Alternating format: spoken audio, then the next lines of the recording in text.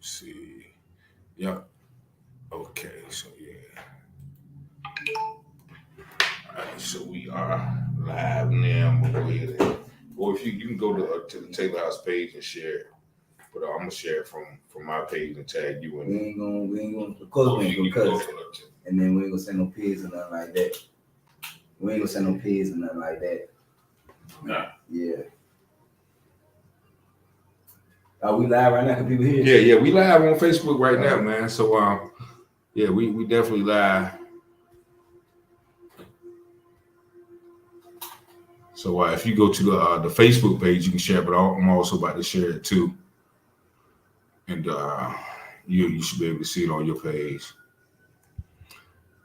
How y'all doing, man? We got a full house tonight, man. So this should be a good, interesting show. We got about 3 minutes before the show start.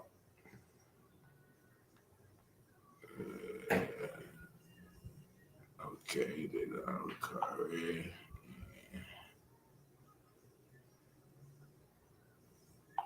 All right. Take the house page and share. All right, so yeah, so you should be shared on your page too now.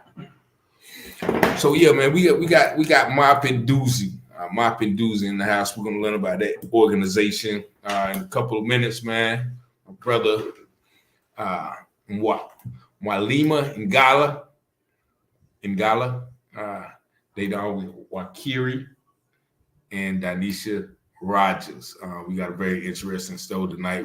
We're going to keep on with this theme, man. We've been talking about police brutality, especially in the Greenville area. So we're gonna talk about some of that, some particular incidents that went down, and also, you know, the movement against this type of action, this type of oppression, occupation of neighborhoods, and just the overall state of affairs, when in these communities of color. And so we're about to go live right now on the radio. So y'all bear with us. I'm gonna switch the microphones over so y'all won't be able to hear me until the radio program starts. So y'all just will bear with us. And let me see. So you say you on mic 6? Yeah, 6. And y'all on mic 3? Yeah, 1, 3. All right.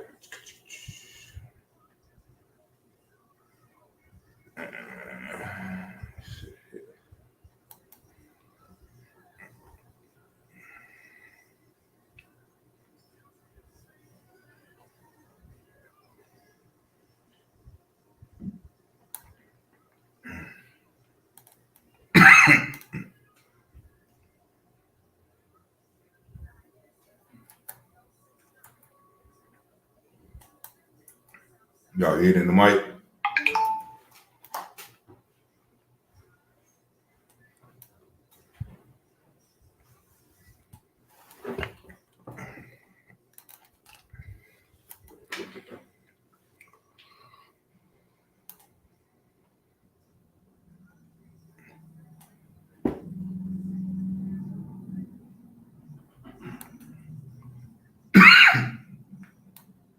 Good evening, ladies and gentlemen.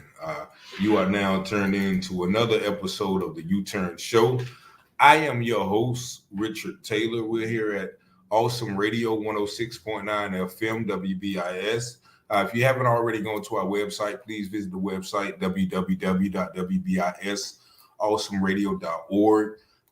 Excuse me, and download all of our apps on the Google Play, Apple, or Alexa store.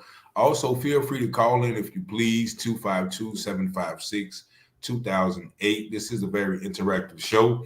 And tonight we got a full house. I am proud and honored, excuse me,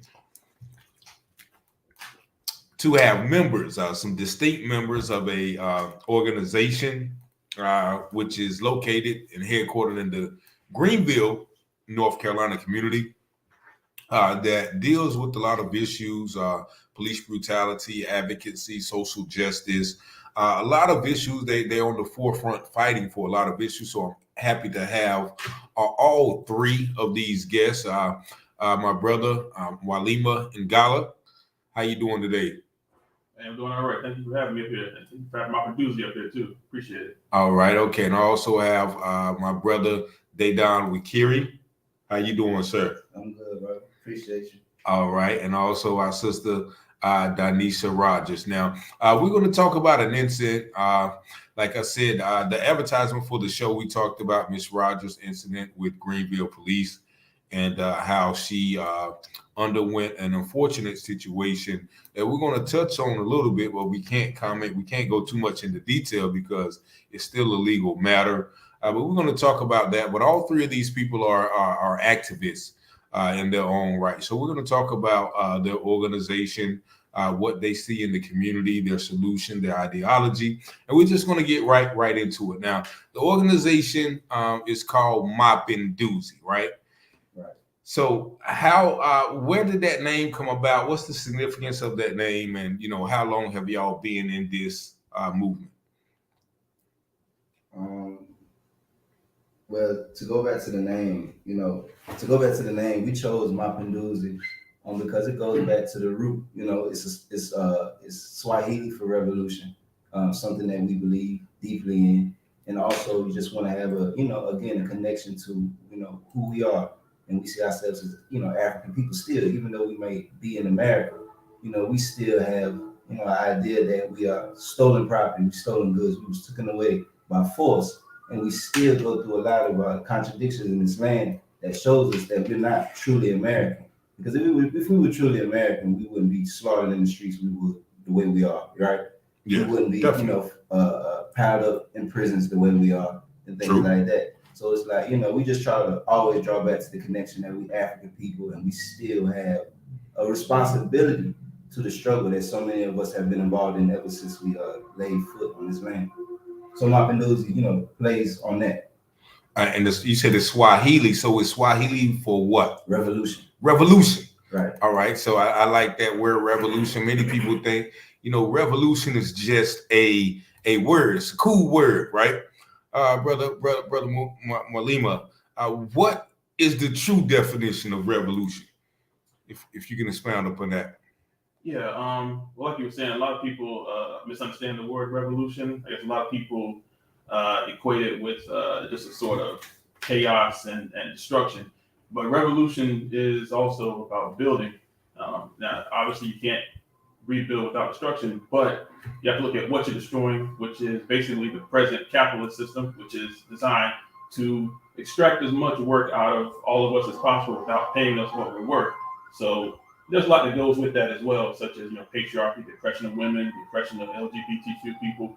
But revolution is about overturning all of that, taking everybody who right now would be considered on the bottom, like a lot of populations I just mentioned, like Black folks, Chicanos, Puerto Ricanos, excuse me, LGBTQ people, women of all stripes, and basically putting them on top, having a system I would say having a system that looks at their needs first instead of the needs of a small group of people to accumulate a whole lot of profit. Is basically what I would say revolution is.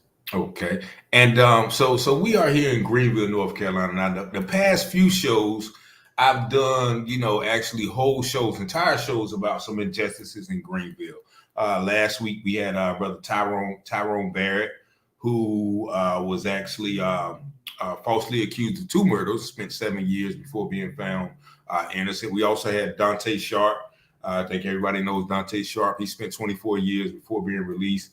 We also did some work with James Richardson, which I think I first met you two guys at the campaign. Sister Danisha Rogers, she was at the James Richardson campaign.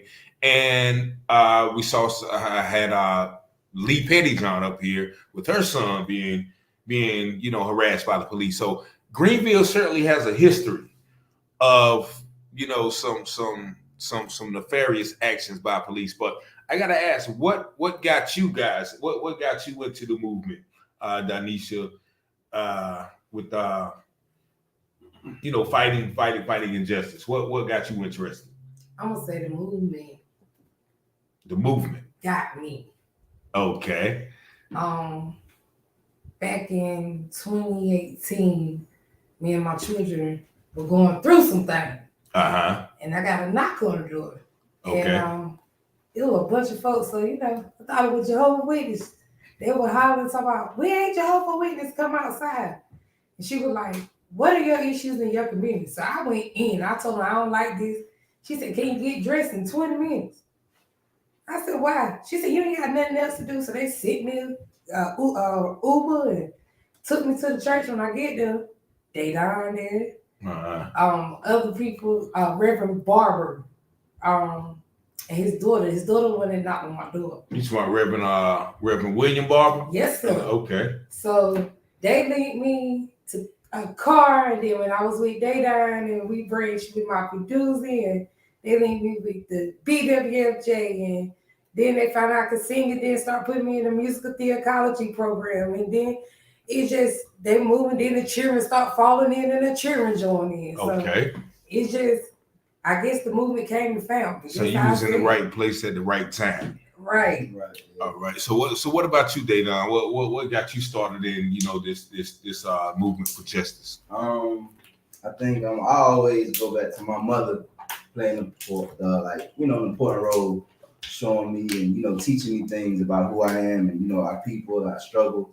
My grandmother, she was engaged in struggle. My aunt was engaged in struggle. So I think just growing up in that type of household, it really opened my eyes to a lot of things, and just made me want. Well, it really just gave me a sense of it's my responsibility to be a part of the struggle and do everything I can do to my highest capabilities. So my mother, she was that person for me that really gave me that love of the people and wanted me to go out there and fight the liberation struggle. All right, and the same question, Walimu. Who were some of your influences in getting into this movement? Oh yeah. Well, my most direct influence is a man named Saladin Muhammad, who I met through a program called the Southern Workers Assembly. Okay. I was basically telling him about how I couldn't find any what I consider to be radical organizations around the Greenville area in order to carry on this work. So he hooked me into to Mapinduzi, to Dayton specifically, and we linked up. We started talking.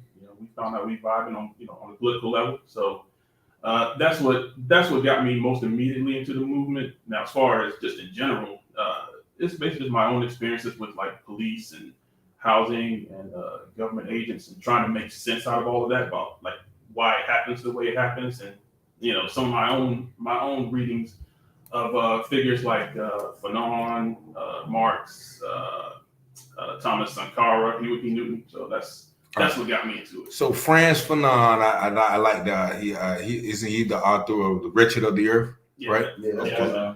Yeah, one of his books. I've delved into that a little bit. And so the philosophy that you guys have, man, I want to dive into that a little bit, because a lot of people, don't really know. We know about those figures like, Frantz Fanon, Fred Hampton, Huey Newton, Eldridge Cleaver, all of those people who've dedicated their life and actually died fighting against, issues like that. What is the overall ideals that you guys possess in regards to the state of America, the state of Black people in America, and the overall solutions and what can be had? Like I mentioned, I always hear this word too. I never, I hear people talk about. I always hear socialism. And people always say socialism is a bad word, or Obama is a socialist and things like that. So give my listening audience, like you're talking to a 3-year-old, what is socialism and some of the other ideas that makes up the freedom struggle. Well, first of all, Obama's definitely not a socialist. But I know you guys heard that before. Though, right? We heard it. Yeah, a lot of crazy stuff. Yeah. We heard it, but no.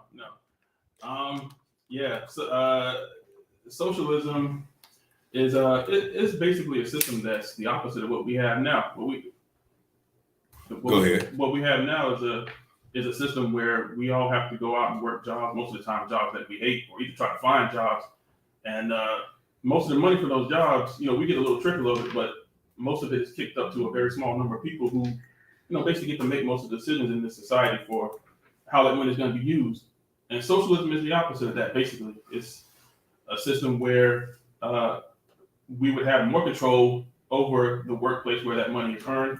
Most of it would come back to the people, and we could decide how that's going to be used, how that's going to be used in our neighborhoods, how it's going to be used in our homes, in our schools. So yeah, I mean that's basically what socialism is, and Moppin' Dudes is an organization that is definitely socialist. We know that's kind of like a boogeyman word or boogeyman term, but one of our aims is to make that word more relatable and more comfortable to people. So. Okay, so socialism pretty much is putting equal power in the hands of the people. Like you always hear that phrase, "power to the people." Is Right. that pretty much an assumption of what that means? They done.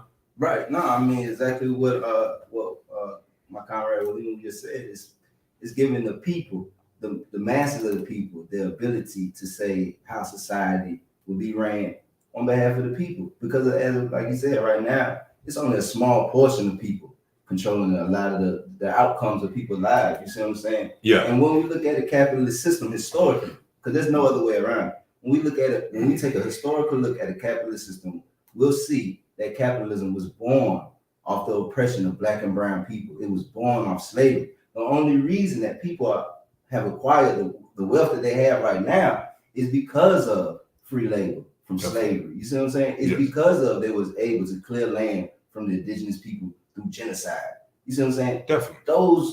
And that is the foundation of capitalism. And in order for a capitalist system to continue to thrive, it has to continue to oppress and exploit people. So there will be nothing beneficial can come out of capitalism. Only for a small portion of people, never for the masses of people, especially Black and brown and what we say colonized people, saying that, you know what I mean, in this country, even though we might be in this country, as Black and brown people, we don't control any institutions in this country. No. We don't control the political economy in this country. You see what I'm saying? Mm-hmm. So we still adhere to a colonial system that is able to do whatever it wants to do to our people at any given moment of time. And we've seen that happen. Yeah. So with the, like you said, the oppression and the colonialization, with the ability of the ruling class to just come in and do what they want to the people, what is the solution? What is the solution to that? Well, I mean, we say, to put it simply, the solution is to organize. People in their own neighborhoods, their workplaces, schools, get in where you fit in as far as organizing goes. It's socialist organization for the people to, I guess, say, take back power. Usually how we put it, but yeah, I mean, join the organization. Try to find one that's near you. You can't find one, create one. I mean, if you just you and a friend starting out as an organization. I mean, just those two people starting out to be an organization, and then you try to recruit others from there. So, yeah, I mean, the organization is basically the solution, is what we say. So, what type of things, like you said, you mentioned your experiences. What type of things have y'all experienced with police or with injustice or with the systematic oppression? What types of things that y'all have seen that can attest to or is a witness to what we're just talking about the tyranny, the oppression, the colonization of Black and brown peoples. What type of experience have y'all seen either in Greenville or in y'all personal life? I think Nisha knows best right now, seeing she's the most recent person. All right. Okay. So we're gonna talk to Nisha. And as you guys can see, she has a brace on her hand. Now, on August 31st, I think you had an encounter with the police, and like I mentioned earlier, I know it is a still ongoing legal matter. So just give the people what you can about what happened to your hand. I'm still in shock.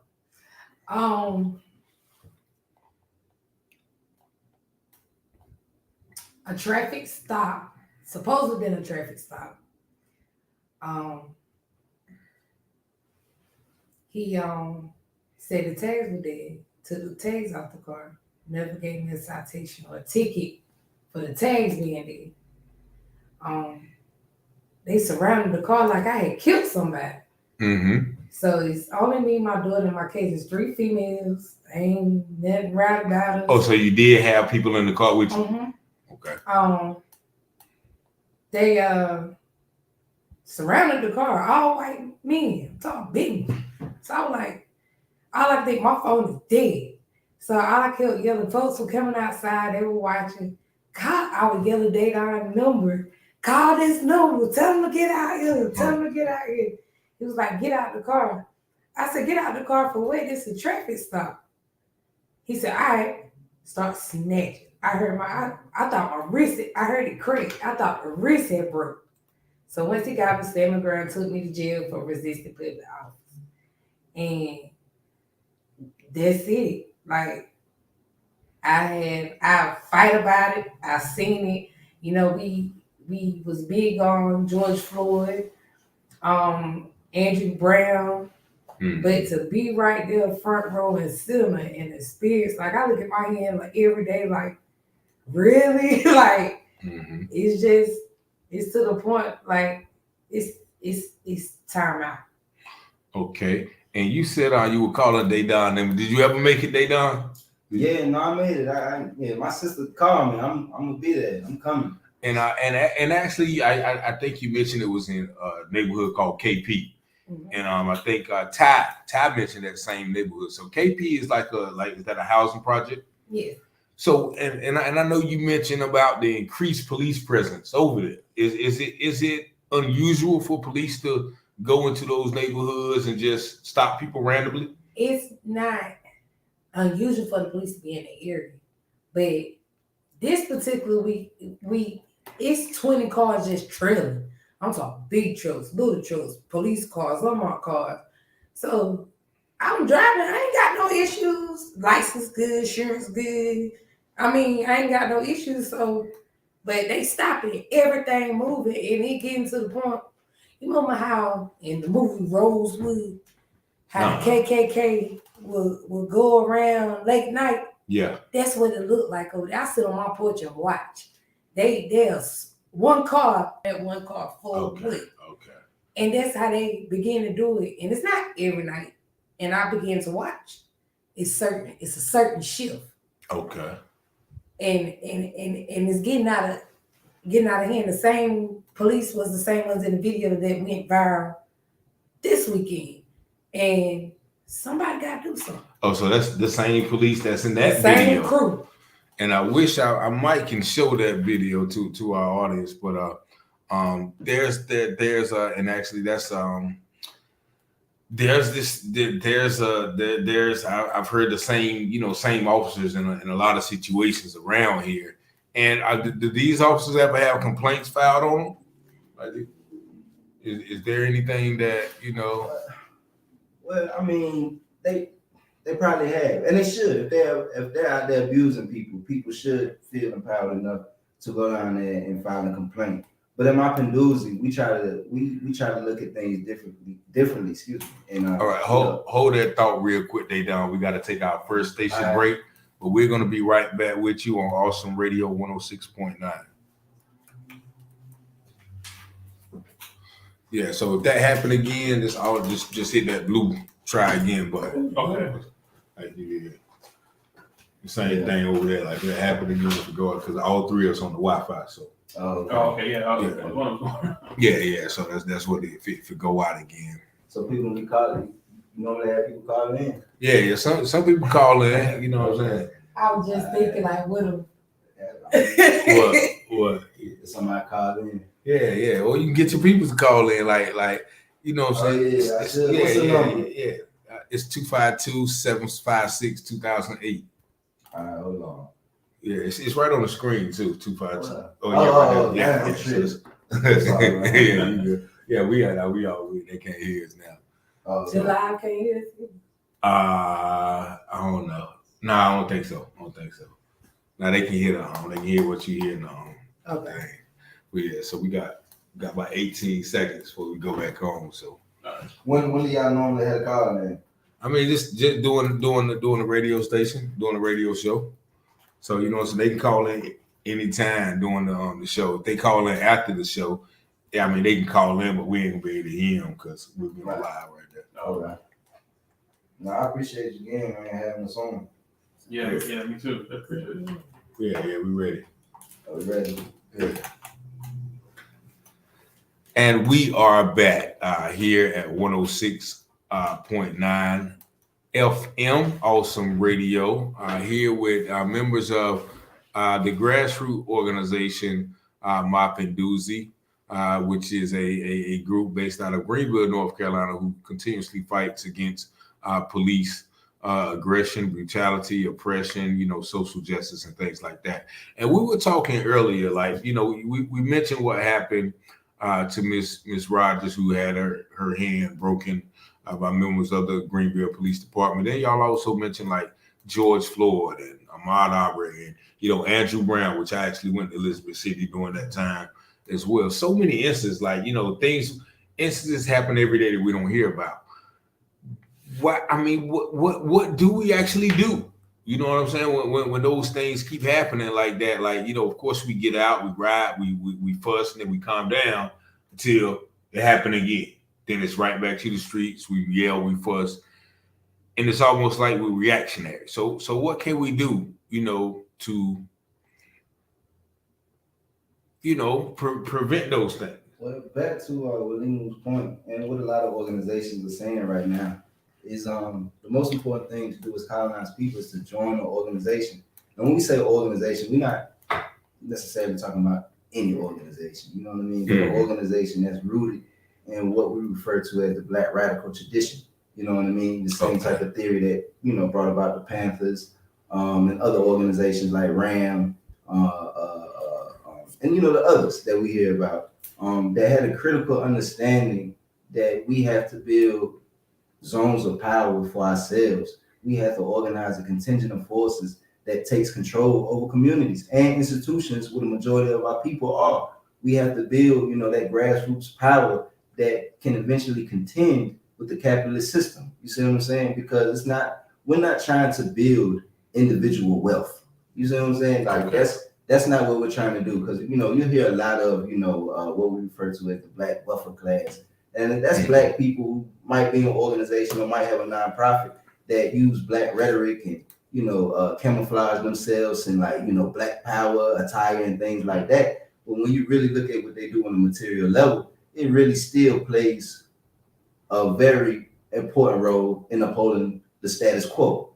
It doesn't challenge the system. You see what I'm saying? Yeah. And I think for us as, Black people in this country, the most important thing for us to do right now is not trying to be incorporated within the system, but is to challenge the system to eventually overturn it into a more beneficial system, which would be a socialist system. All right. So, and we're I'm glad you said that, because right now it's election time. And a lot of people, are big, especially, older Black people. They're big on elections and, being able to vote. And right now in Greenville, they're having a candidate forum where they have, all these elected officials who are trying to be elected doing a forum. So, and you mentioned something, like you said, we have a lot of people in those offices, in those positions of powers, who only want well for themselves, or to uphold the status quo for the power. So how do you guys feel about getting people in those positions? Like you said, do you think it's essential, or do you think it's useless for especially Black people to get in those positions? We basically feel that going back to what my comrade did, I was saying about as far as joining the organization, we're not. Well, first of all, I would say that we don't have a problem with people voting. If you want to vote, you can vote. But we don't look at that as a means of people being able to have control over the institutions in their own society.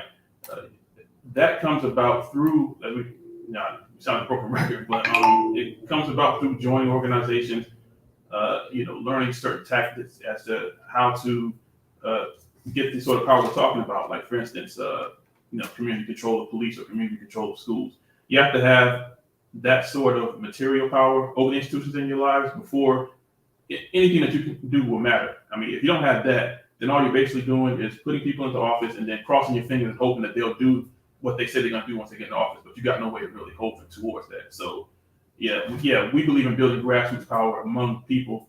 And then at that point, you have the power that you need to press any sort of demands that you want, on the current status quo. So, I hope that answers the question. But so basically, yeah, I'm just like, is it important to? I mean, is politics important? Well, I mean, we say everything that we do in this country is involves politics. You know what I mean? As colonized people, but it's what kind of politics are we talking about? I think you know what I mean. Okay. Is the question.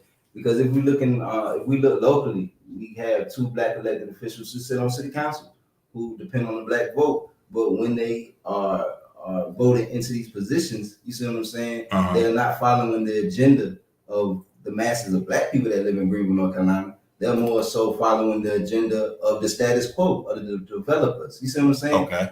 Because when you look at the police budget, Rose Glover and Candy Smith at the time, they unanimously voted with city council, even though Candy Smith, she's a state representative now. Okay. But, when she was a councilwoman, she voted unanimously with Rose Glover to, increase the police budget. So at that time, it was $26 million. It's $28 million now. Okay. But, at that time, it was $26 million. So it's like when we talk about voting, when we talk about Black power, right? We saying that in that arena, are we talking about qualitative representation? Or are we talking about quantitative representation? You see what I'm saying? And quantitative is like we just got a whole bunch of Black faces. That's quantitative. We just got a whole bunch of Black faces everywhere in high places. Quantity. But they ain't really doing nothing. Quality. You see what I'm saying? Okay. So it's like, they just playing lip service to a whole lot of institutions. And then they just come into our communities and they use slogans that we can, understand and adapt to. But, and again, in a material sense, they're not doing what needs to be done for the people. Because if you look at recently and now, again, currently in Greenville, North Carolina, we have 2 Black elected officials, Rose Glover, who has been on city council for 12 years. That's kind of questionable. Okay. You see what I'm saying? Okay. And then we have Monica Daniels. You see what I'm saying? Through the COVID, the CARE Act, when the city received millions of dollars in COVID funds, this money did not go back into rejuvenating or redeveloping the Black community. The majority of it went to parks and recreations. Yeah, went to beautification projects, stuff like that. So you see what I'm saying? So it's like when we talk about what needs to be done for the 35% of Black people living in Greenville, North Carolina. You see what I'm saying? Yeah, it's not being done. Yeah, and I understand that because I'm from Goldsboro, right up the street. I know y'all familiar with Goldsboro. So one time a few years back, I was looking into their budget, and they got a community block development grant for $500,000, and the money was supposed to go to underprivileged neighborhoods or underprivileged Black people. But what they did with the money was they took $250,000 of that money and bought a fire truck for the department that serves that community. So those are the type of games that they play. If you really look into the finances, what they do with money that are supposed to go and develop in the communities, they use it for their own purposes and say, well, we bought this fire truck because it serves this low income. No, you bought the fire truck because you wanted your fire station to have a new fire truck. So so that's what I'm saying. Understand. So do you do a lot of looking into the finances of what Greenville doing and what type of inconsistencies other than the one that you just shared that you guys can point out that and once again it's political season. So if y'all watching this show, these are some things that y'all need to know about the people who you think are doing some good to you. What kind of information that you guys might be able to get the viewers? So currently in Greenville, North Carolina, we're dealing with a situation where the police get an annual budget of $28 million. I think housing is looking at like $6 million. Or something like that. You see what I'm saying? So the police get $28 million, while housing gets like $6 million. We recently learned that the city is talking about developing a certain portion of affordable housing units. I think they were talking about like 200 is what we got down. But out of that 200, it's going to take them 2 years to build it. You see what I'm saying? So it's like, and I think the budget for that is like $1 million or something like that. But that's it. But the mural on that's supposed to represent Sycamore Hill over there, the downtown area. That mural was like 12 million, if not maybe a little bit more. You see what I'm saying? And that doesn't do nothing for black people. That overpass was like 20-something million. You see what I'm saying? That uprooted Farmville Boulevard. So all around us, millions of dollars is being spent. All right, we're gonna take our last station break, but I want to talk about Sycamore Hill when we get back. You listening to 106.9 FM Awesome Radio. Talk about Sycamore Hill. Yeah, we can talk about who? Sycamore Hill. She knows. That way, you know what I'm saying? But we don't want to dominate the interview. We want to give our sisters some time to talk. Yeah, definitely. Yeah, I mean, you can chime. Y'all, anybody can chime in. I just be asking questions to the group. That moral, that mockery that was created. Because Sycamore Hill was like a black. Well, like a slap in the face. It was a black community, right? So okay. Black community, what Town Commons is, all that was black housing, and there was a medical clinic over there. There was some what you call them, people that do funeral stuff. Funeral home. There was some stuff like that. So it was an affluent black community on the way. Not like Tulsa, Oklahoma, but you know what I mean. I guess could be considered something. We back.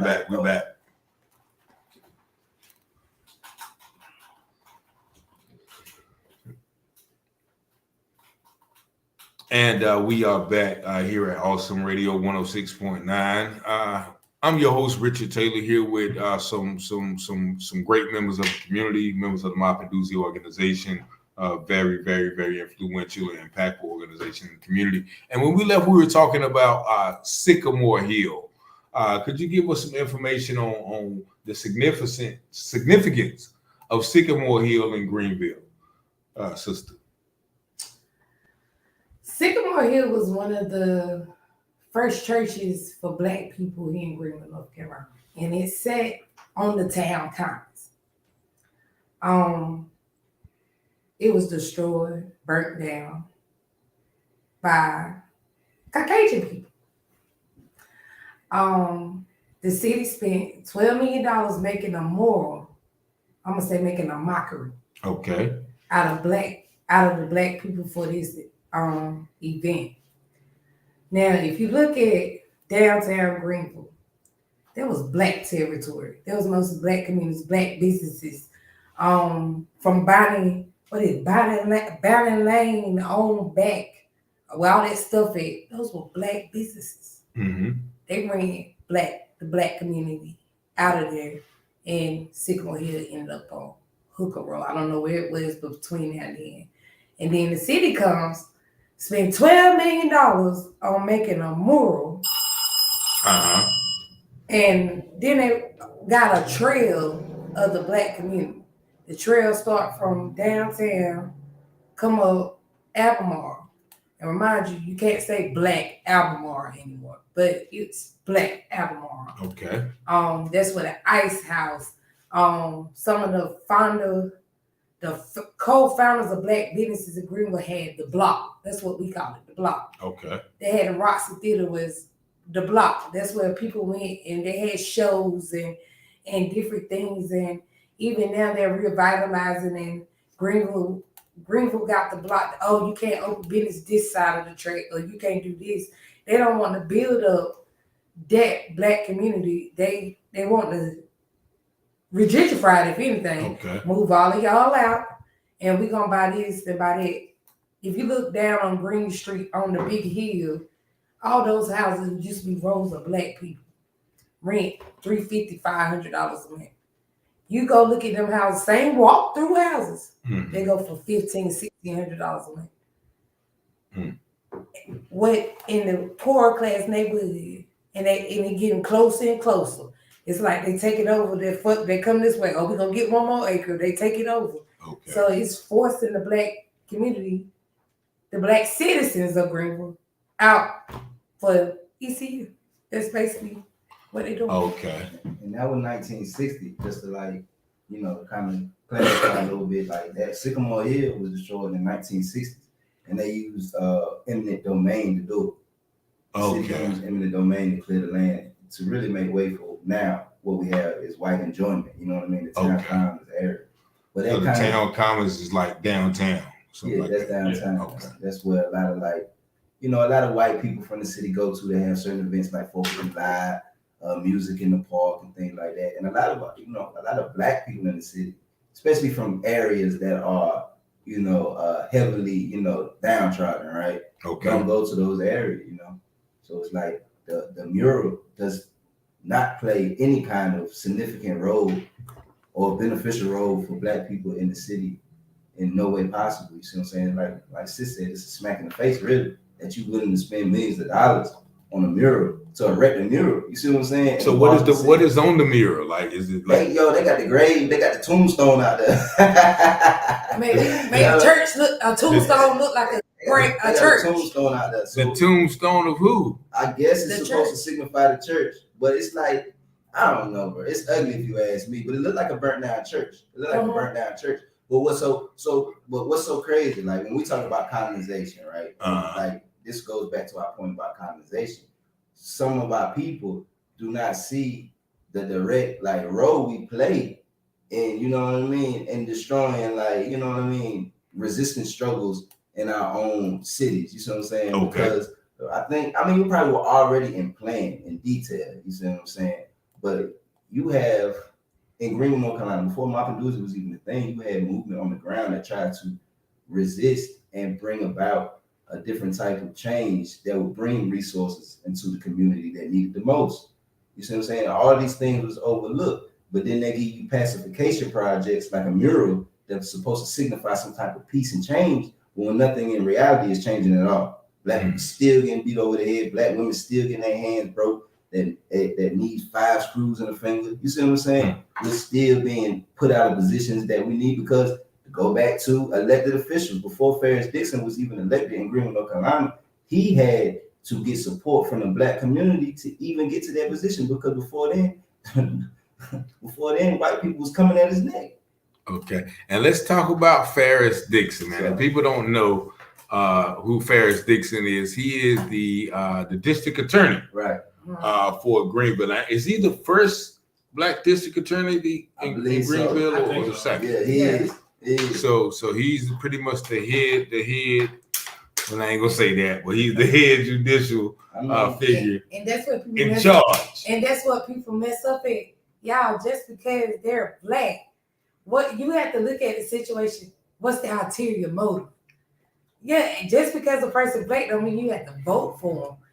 I mean, hey, Johnny could be black and he's running for DA. He could be in there to swindle the money or get disapproved by the city and get out of his way. And that's a lot of them have an ulterior motive why they want to be these elected officials. What are they gaining from it? Now you have to look at it. How is this going to benefit the black community as a whole? This person sitting in this position. Is they going to change something that all the running be done now? Ferris promised. Ferris made a whole lot of promises. I'm going to go back and look at the cases Kim Rob done, and we're going to get some justice. Hey, for starters, James Richardson. That's one of them cases. Yeah, that's one of those cases. All right, free James He Richardson. didn't know it. James supposed to have been home, new trial. Look how long they had to fight to get Dante home. Yeah. But you here to help us? So now have y'all brought any issues to his doorstep? Oh yes. Plenty. How do y'all do that, y'all? Well, I mean, again, and we'll leave it a second this point. In my Panduzi, I mean, we kind of look at things differently because, we can go to fairs, right? Some of us, I mean, being realistic, some of us don't have that social economy to go to fairs, right? We'll be shut down at the door. Yeah. There'll be all type of reasons we can't meet with it. So you know what I'm saying? So a lot of us can't even meet with fairs on that type of level. You understand what I'm saying? Yeah. So it's like what we try to get people to understand when we politically educate people in my Panduzi is that these people in these positions owe you that promise that they made. You see what I'm saying? And if they don't make that promise that they made, then you wield the power to say we no longer want you in that position. You see what I'm saying? Because historically we know that a black elected official only got to that point because of so many black people had to go out in the street and die and shed blood. You see what I'm saying? Struggle. So that's what gave birth to them in a way, right? Yeah. You see what I'm saying? So it's like if they're not upholding to that, then it's like then we should understand that we have the power as a people to say if you're not representing us well, we don't want you to represent us. That goes back to what I was saying earlier too, just about grassroots power and organizing. About if we're not organized, and we have no way to hold these people accountable, and that's kind of where we are now. That's obviously we're trying to change that, but yeah, all we can do now, or if we're not organized, like I said before, is just cross our fingers and hope that they keep their promise. But but if we're not organized, we don't have any sort of base to to hold them accountable. Then how that's going to happen? I mean, they can do whatever they want to, and we ain't got no recourse. So. Yeah, well, even and just playing devil's advocate for a little bit though, because the machine is so big, you know what I'm saying? The network is so strong, the power is so solidified that even if we get this organization, they can easily once again shut us out because a lot of times it's about I guess sometimes I would say money, but also political. They really don't care. You know what I'm saying? Like we can bring all the issues, but if they don't have anything that's going to challenge them, they don't have any. Just like you can take a complaint to the Greenville Police Department, right? Or you can take a complaint to the Greenville County Sheriff Department. They're going to take your complaint and say, okay, we're going to investigate this. Our sheriff, our internal investigation going to investigate this. So of course they're going to come back and say, all right, now we don't see nothing wrong. Right. So that's what I'm saying, as far as that go, how can we expect the people in power to check themselves? Well, I mean, that's where direct action tactics come into play, bro. Direct action tactics. Well, yeah. So what is that? Break that down to me.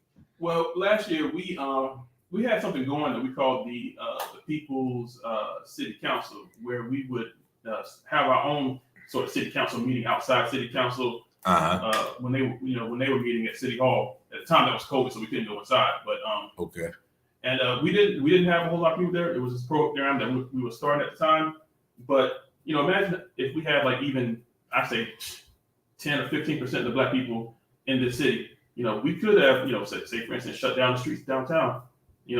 Keep traffic from coming through until they listen to us in our demands. So that's a direct action tactic. Those are the kind of tactics that grassroots organizations, combined with the people, have to employ because, like you said, they're not going to listen to us if we try to go through the so-called proper channels. So, okay, we got to step outside those channels. We got to shut stuff down. Definitely. Because one thing we stress, cause we definitely stress join the organization, the political organization has to understand it, right? But also at the same time, it's we try to gain a fundamental understanding of like the state and the system that we deal with. It's like. That's one of the tactics that employed on the people is that fear tactic to make them feel like the state is an all-powerful state, like nothing can be done about it. You get crushed immediately, or you don't have the financial backing to do things that's necessary. Or that's far from the truth. Okay. That's not the truth at all. You know what I'm saying? I stand and say that's not the truth at all. Because for real, the most powerful ability they have is the power to make us feel like we can't do anything about it. That's it. Okay. Because once we understand it, it's the people, it's the masses of people that grow this country economy. They would not be able to finance or sustain anything if they wasn't exploiting people's labor. You see what I'm saying? If workers was to go on strike like they was doing in the 50s and 60s, you see what I'm saying, with a fundamental understanding of we going on strike for better wages and conditions, but we also want these resources to be funneled into community control of police and education, that starts to build zones of powers. You see what I'm saying? It starts to yield away from a system of exploitation in a way we can start branching out on larger things. You see what I'm saying? So like when we talk about revolution, right? A lot of people get like a false understanding that like revolution doesn't happen overnight. We use the word protracted struggle all the time. Like it's gonna be a long drawn out struggle. Nothing happens overnight. You see what I'm saying? Okay. So it's gonna take time and it's gonna take, a lot of things that happen. So it's like, we chip away at what we can at the time that we're in, but the most important thing that we focus on right now is joining the organization and building up zones of power and local places where we are, no matter where we are in the U.S. You see what I'm saying? We build up zones of power, colonize people to really try to chip away at the capitalist system. If that makes sense. Yeah, definitely. It makes a lot of sense. But once again, like so, because you mentioned organizations, so a lot of people join, like the NAACP or the Congressional Congressional Black Caucus, or those. See, I see y'all laughing. But, you know what I'm saying? So you got people who actually join those, and that's They they can. But the thing is, it's when all those organizations join together. Okay. That's what makes it fierce. And that's what will create change. Right now you have, yes, let's say 7 good organizations in Greenville. And you have maybe 4 of the 7 with the crab in the bucket mentality. Instead of worrying about the better of the whole, they worry about themselves. And that's why we can't get to the next level, because everybody worrying about themselves or worrying about how much money they can rack in and show it off. But what are you doing with that money? Yeah, you got it. The city gave you this, the city gave you that, or this organization gave you this. But what are you doing with the money to make the community better? And that's the issue that we deal with. I don't know why these people feel like they got to have the crabs in the bucket mentality. But just say all 7 got on one stand and said, hey, police brutality in Greenville, we done had enough. And they stand together. They hold those elected officials together. They don't stand a chance. And that's what it's going to take. But Greenville is Greenville. Yeah, but that's, I guess that's all over the world, because you mentioned those organizations, but once again, each organization may have their own separate agenda.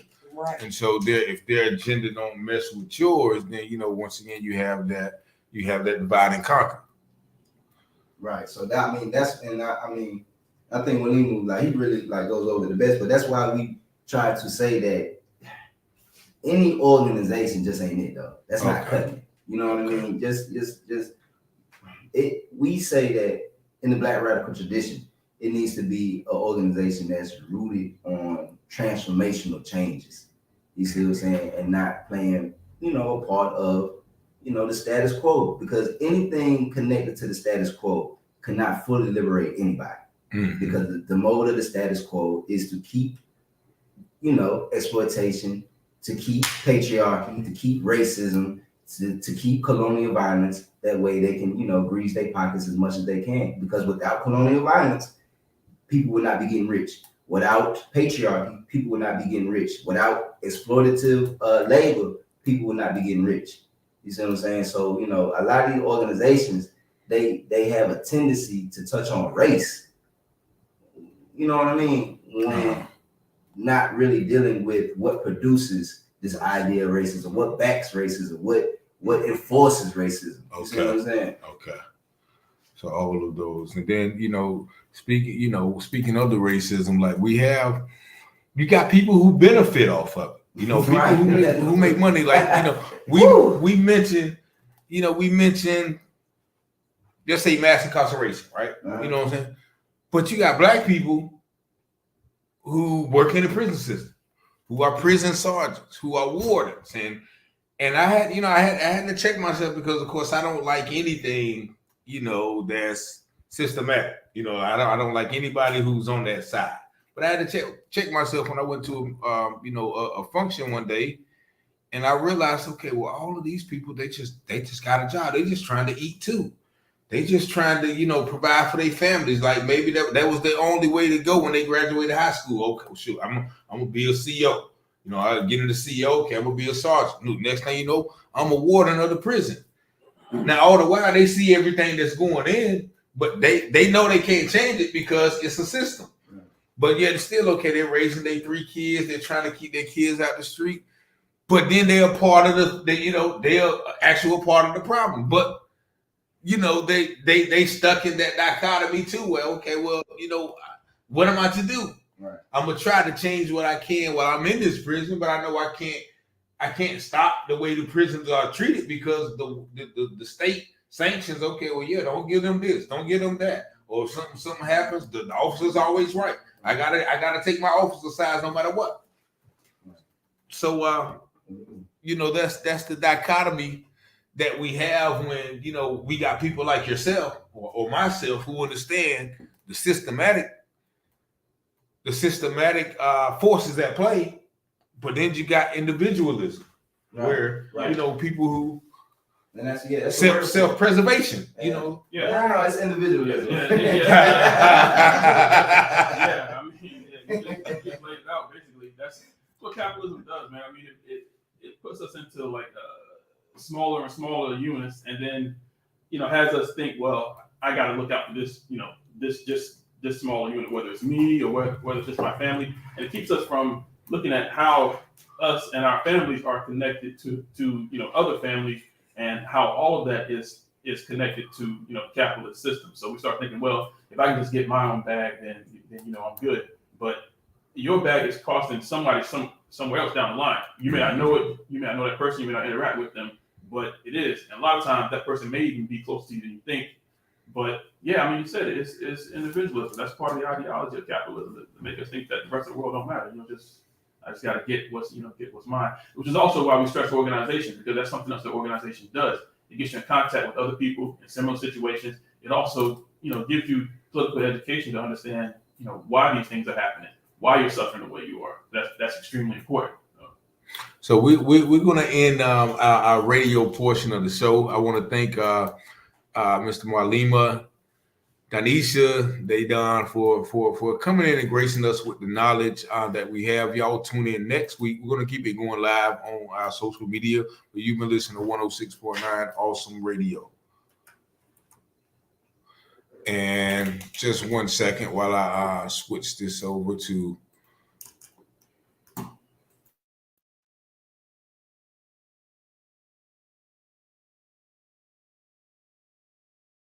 Can y'all hear me now? Okay, they can hear me now. So I'm gonna read this comment real quick from Alana Moore. Thank you for joining in. What Denisha said about the organizations coming together and what Richard said about the different agendas has similar relevance to the fact that a lot of the organizations have their own individual civil wars.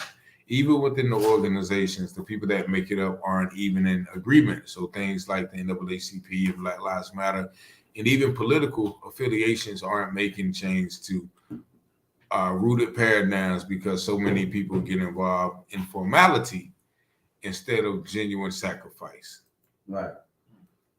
So yeah, that pretty much sums it up. Thank you, Camille, for watching. Great dialogue and insight. So yeah, man. So how can people get in touch with Mapinduzi if they have any issues, or if they want to join the movement? Yeah, but we don't want. I mean, of course, if something occurs, an issue, something happens, you can reach out. We try to do the best we can to put you in the direction of some legal representation, or just some resources that can help you out. Because we connected with some other organizations that does great work, like Emancipate North Carolina, Reps. We belong to another organization called the Black Alliance for Peace. You see what I'm saying? So that is The what network. joining an organization does. It puts you in connection with other people who can eventually point you in the right direction and get you what you need, because that's how we defend ourselves against the capitalist system, because they want you to reach out to them. They want you to go through their hoops to get whatever you need and grow dependent upon the system that'll never really alleviate any of the things that you need to be alleviated in your life. So, I mean, we want people to join Mapinduzi. We want people to be directly engaged in Mapinduzi, be engaged with our studies, be engaged with our political education when we go out in various communities and try to educate people about what's going on in the city. That is how we win. That's how we beat police terror. That's how we beat gentrification. That's how we beat not having sufficient health care. That's how we beat an educational system that leaves our children behind and doesn't promote the kind of health and wealth that needs to be done in growing youth. You see what I'm saying? Mm-hmm. When we take control over these institutions, when we take and have full participation in these things with a critical and political understanding, you see what I'm saying? We start to create the changes that's necessary in our city, which can eventually lead to creating changes not on just a national level, a local level, but on a national level. So with that, you mentioned the studies. Right. What kind of study? I know you gave me a little bit of of the studies, but what type of studies do y'all get into? Bilingual about studies. All right, Bilingual Professor. teacher. That's teacher in Swahili. Oh Right? yeah, It's teacher. Yeah. Yeah. Malima. Okay. Yes, East Swahili. Yeah, well, we have kind of like entry documents. One is called the 3 Ways of Struggle. That was written by a man named Abdul Abdul and Saladin. yeah, Saladin. Man. Yeah, that just kind of goes over. It gives like a brief overview of Black struggle and I would say like how revolutionary organizations function, basically, how revolutionary movements function. We have another one, the Black Working Class. That one's written by Saladin too, right? Yeah, that's one by Saladin Yeah. too. That one gives a general overview of the Black working class, just the history of the Black working class, how it relates to capitalism and colonialism. So those are kind of like entry required reading for Mapaduzi, I would say. If you come to Mapaduzi, you got to read those. But I mean, luckily they're pretty short, so it ain't take that long really. But that's kind of like our basics. We also read stuff like not too long ago we read Thomas Sankara's Women in the African Struggle or something like Yeah, that. he was African revolutionary. Yeah, he was like I think it was president of Burkina Faso back in the 80s. He was assassinated, I think, by like 87 or something. But and we're currently finishing up George Jackson's Blood in My Eye. Okay. Yeah, so that's kind of took me on. So a lot of times I hear the phrase Marxism with revolutionary groups. Now, break because once again, I always hear these things, and they just bad, it's bad. He's a Marxist, he's bad. So break down Marxism, and if you guys kind of subscribe to that philosophy. I mean, Marxism is I think first of all you have to realize that Marxism is not necessarily a doctrine telling you what to do. It's basically an examination of the capitalist system, Right. How it operates, how it extracts. He calls it value, but he's talking about basically what we would say profit. It extracts that from the labor of workers. So Marxism is a system for that, for analyzing the capitalist system. Now, socialism is the actual method, how you overthrow capitalism. Okay. But yeah, somebody calling themselves Marxist, basically what they're saying is that they've examined the capitalist system and dedicated themselves to the overthrow of it. So that's kind of a quick, Marxism. Okay. Yeah. Just examining analyzation of capitalistic system. Of how although he did say too that it's important not just to study the world but also to change it. So Right. yeah, so socialism goes with it. So yeah. It's a scientific approach, you know what I mean? Okay. Because a lot of people look at it as dogma, right? Yeah.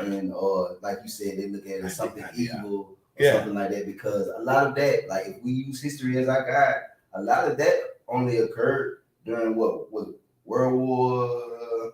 It was during a movement where a whole lot of Black people, especially in the South, you see what I'm saying, was organizing around, the liberation ideology. And a lot of that was coming from the Communist Party at that time. You see what I'm saying? He's and they a started communist. to adapt themselves to it. You see what I'm saying? So the country went through what they call the Red Scare, or something like that, where they started talking, outwardly against Marxism and things like that, calling it evil, saying that it was unchristian and things like that. But I mean, truthfully, like William said, it's just applying a scientific method to understanding the world and how we need to change it if it's not correct. Mm-hmm. And y'all mentioned, Chris, with Brother Saladin Muhammad, and y'all mentioned several times about I think the Black workers' social justice, Black work for justice, Black works for justice, and y'all mentioned a lot of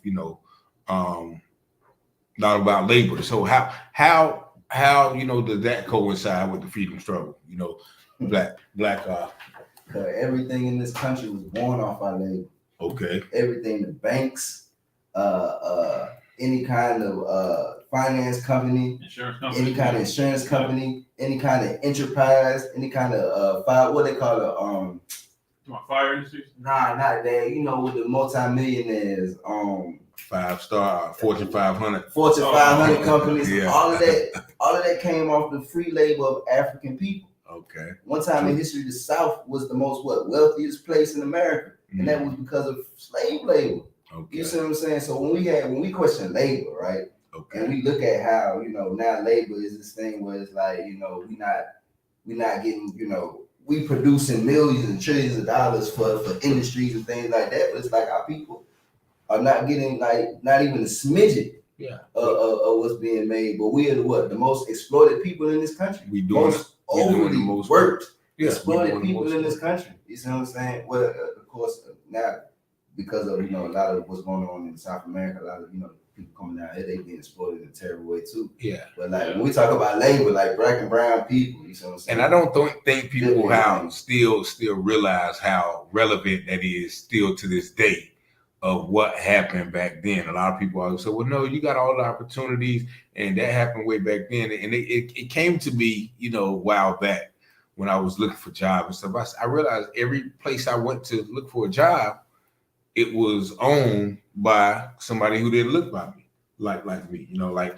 pretty much everywhere you go, if you want to find a job, whether it's a restaurant, go to the hospital, you go to the courthouse, even, every industry is pretty much dominated by, like Walmart, who owns that, So we have to look at that, and just another example. I was standing in an apartment complex in Virginia Beach. And I think I was about 30. I think I was like 35. And I went to the apartment complex, and it was a young white guy in the office. And he said, I own these, right? So I signed the lease and everything. So we started talking. He was like, yeah, man, my grandfather, he built these back in the 40s or something, right? He's like, yeah, man. So he's getting kind of old. So he doesn't want to, he doesn't want to run no more. So he left them to me. So I'm thinking like, yo, man, this guy got 100 apartments out here, $1,000 a month. So I'm thinking, $100,000. That's $100,000 a month. So this man grandfather built these, but at the same time, my grandfather wasn't allowed to hold a job. He wasn't allowed to learn how to build. He had to, be a porter, or he had to be a butler or a maid, or wasn't even allowed to get a job in certain places. So people don't understand how that still affected. This guy who was the same age as me was gifted something and got wealth today, where at the same time my grandfather wasn't able to build wealth. You know what I'm saying? So that's the example that we say. And I say all that to say, what about reparations? What do y'all feel about the subject of reparations, and how do we go about getting that? Reparations is it's a complex time. I mean, first of all, I'm in favor of reparations, and I'm pretty sure my Panduzi is as well. But you also got to look at what we're talking about when we talk about reparations. I think it's a conversation we need to have. Like, what form are those reparations going to take? Because the form that we decide they should take will also influence how we organize to get it. So. Right. If you're thinking like it's just everybody gets a check for like $1 million, well, then you're probably just gonna want to petition the government for something like that. But obviously, the government ain't gonna do that. They're gonna tell you get lost. So, if it's on the other hand, if it's something like land, like there was an organization called the Republic of New Africa that believed that about 5 states in the South, I forget which ones they are. I remember that. Yeah. Georgia, Louisiana, Mississippi, I think was in there. Yeah. That those are the rightful home of Black people, because those states were like the hallmark of slavery. Those are deep Southern states where there was a whole lot of slaveholding, and so Black people put a lot of labor into those states. So, if you're thinking that reparations takes the form of something like that, then you're not going to necessarily want to just petition the government. I mean, you might do that, but you're also going to be organizing for some more radical tactics to try to get those reparations. So. Yeah, I mean, I'm in favor of reparations. I'm pretty sure Malcolm Doozy is as well. I don't want to speak for my comrades necessarily, but to my mind, it's really crucial that we decide like what form of reparations we're going to take before we can really, advance that conversation. Right. Yeah, we got to have a united front. Yeah. You know what I mean? Because I mean, that can work against the Black masses. If you got, the petty bourgeois out here that outrules what really needs to be done in this country, we just gonna have a whole bunch of rich Black folks that just definitely stay to the status quo. But that's what we have speaking for us, though. We have those people in those positions. That's what the system puts in place. You see what I'm saying? Exactly. Because they are the ones that create anti-resistance struggles within a resistance movement. Because if you pay close attention, you say, like, for instance, right? We'll go back to the point when the NBA was going on strike. Okay. Who did they use to break the strike? A black, you know what I mean, affluent person who's likable, who's relatable, Obama. Right. And that broke the strike. So it's like, you know, we refer to it as the black buffer class, right? And those are black people more affluent that belong to a class that's different from, you know, the black working class, you know, the black impoverished class, right? That go along with a lot of, you know, the status quo. Right. I heard y'all on the air. Oh. After the show. Okay. But so and we mentioned Don, I think you mentioned Don Capolini, and which is he is I guess a fighter for civil rights, right? In the area. And you've done some work with him now. I think y'all work together, right?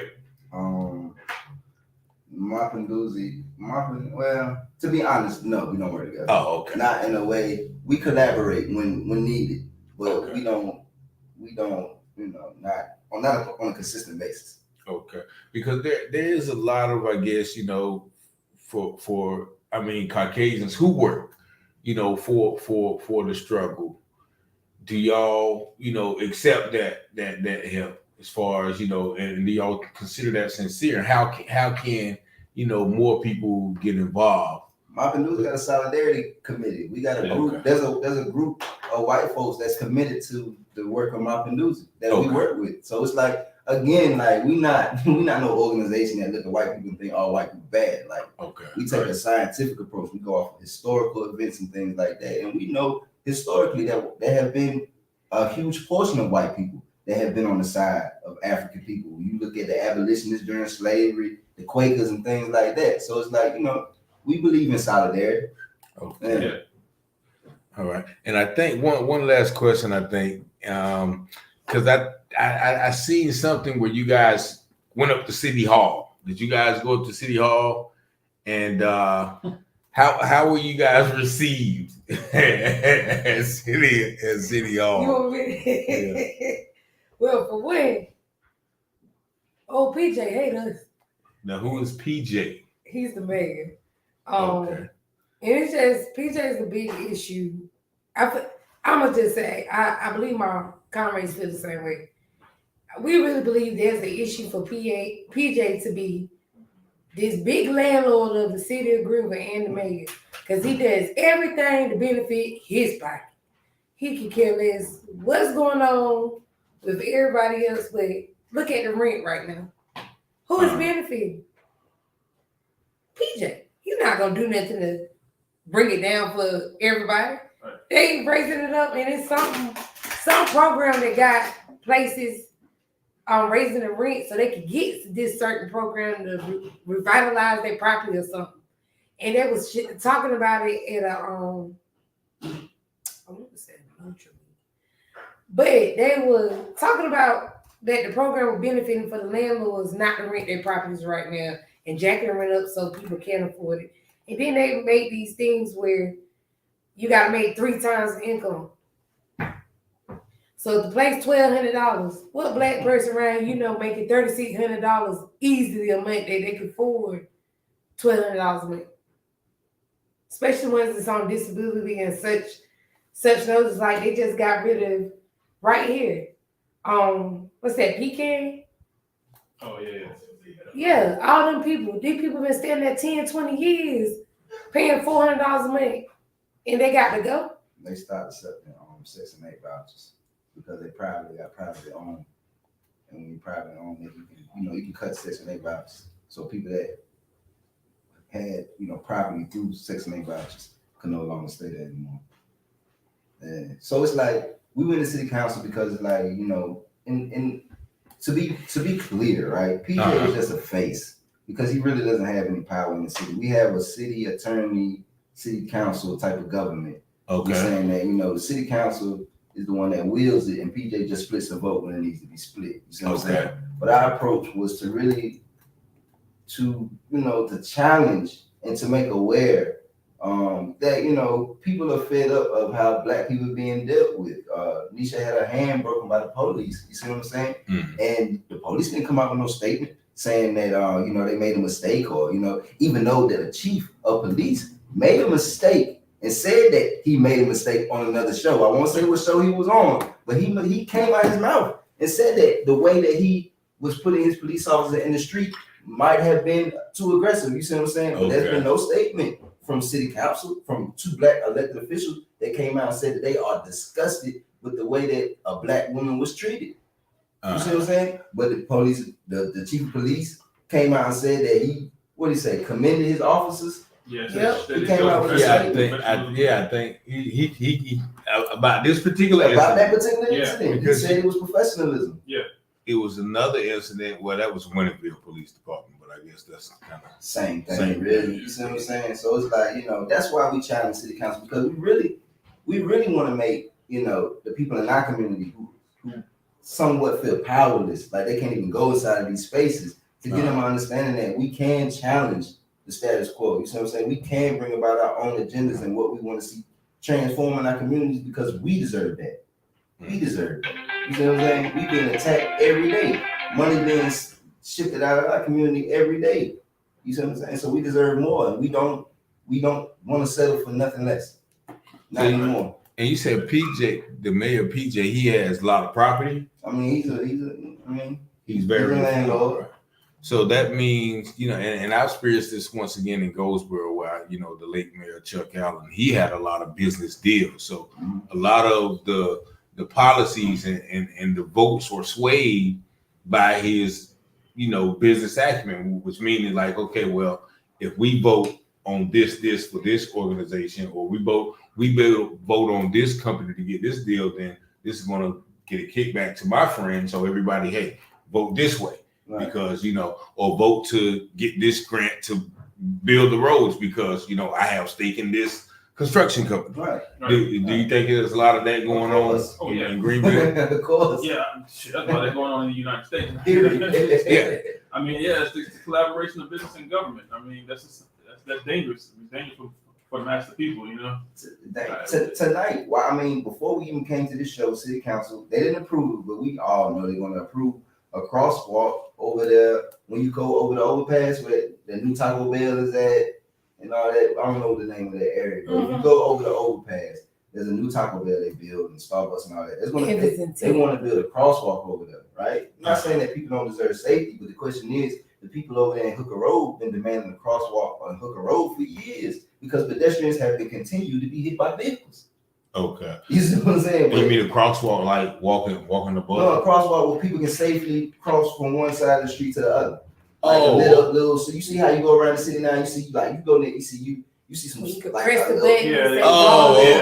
Okay. A We crosswalk. need, if one is deserving around, the 10th Street area, then one is equally deserving around Hooker Road, where black people have a history of being hit by cars. Okay. So they're approving that one. They haven't approved it yet, but we already know they're going to approve it. They already got designs and plans and all this stuff for it. Normally, when they go about that route, it get done. Yeah. Once they've already invested that much time and planning into it. Yeah. Right. So, but now that's another thing, like, because once again, do y'all get involved with the planning, because they do have planning meetings, right? Where they start planning stuff and then they vote on it.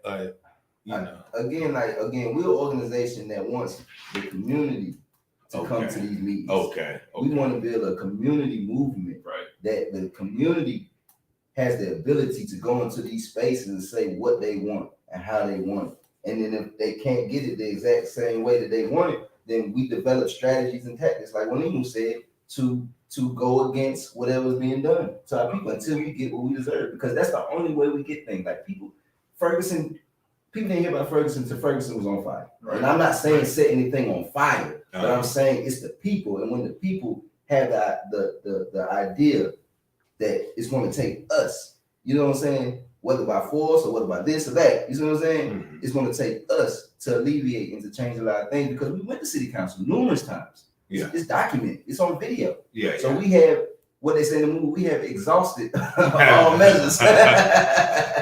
Yeah. So the next step is to create a force that says, "Hey, you gonna hear us?"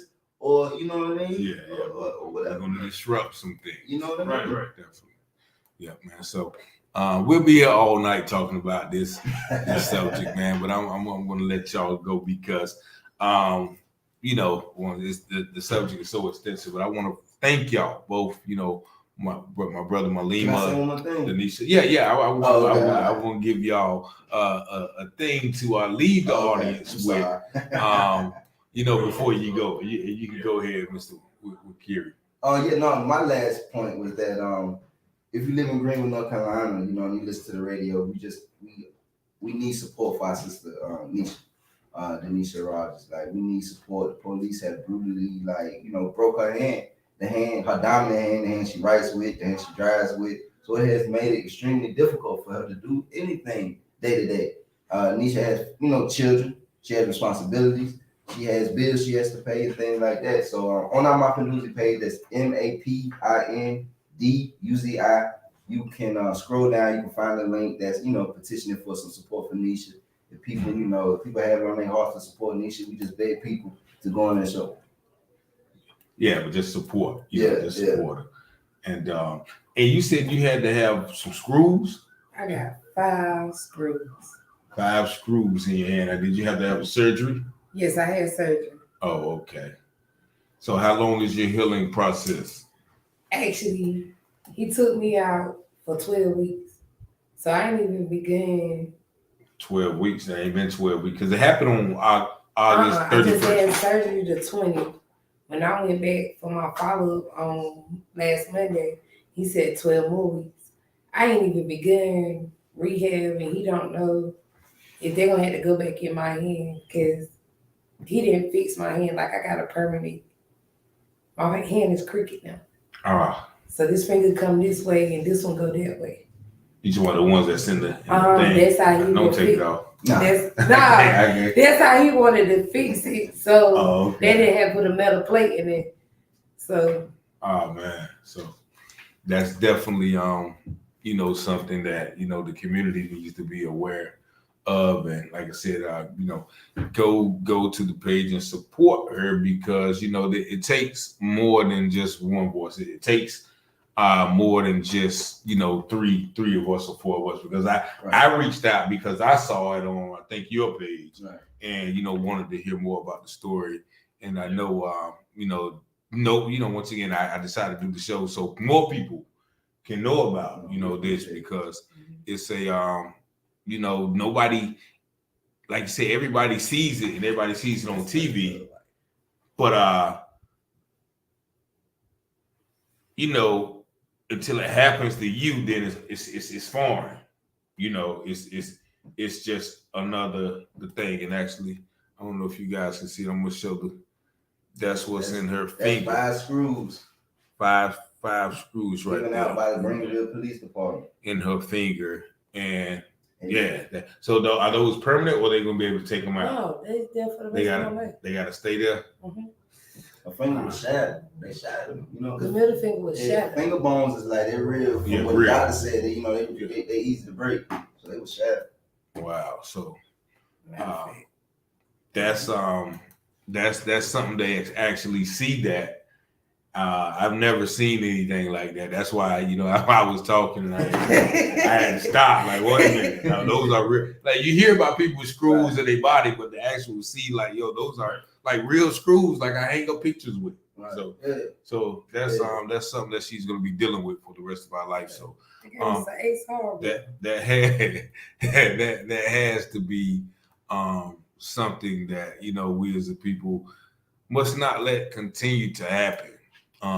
Like I said, I just saw a video where another young brother was snatched out of the car about, you know, would say this weekend. So these events are continuously happening, and until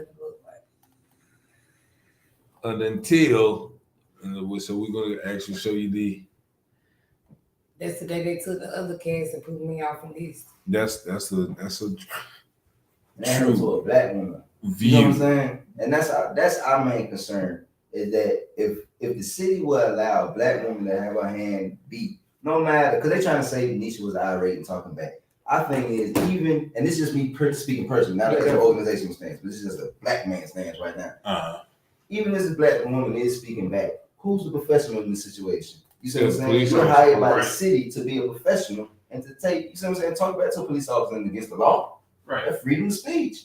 You see what I'm saying? As long as she doesn't physically abuse these people, she has the right to say whatever she wants to say. You see what I'm saying? That's not professionalism. That's out and out brutality. Right. They met words with physical violence. Yeah. And that's what we see a lot of times in these situations where,